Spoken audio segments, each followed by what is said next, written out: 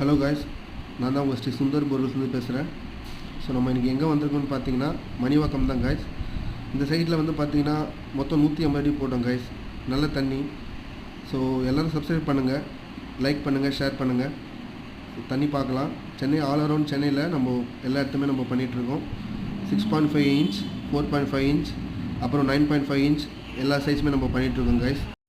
So like பண்ணுங்கள் guys, share பண்ணுங்கள். Thank you guys. இதேமாரி இன்னொரு வீடியோவில் பார்க்கலாம். நன்றி, வணக்கம்.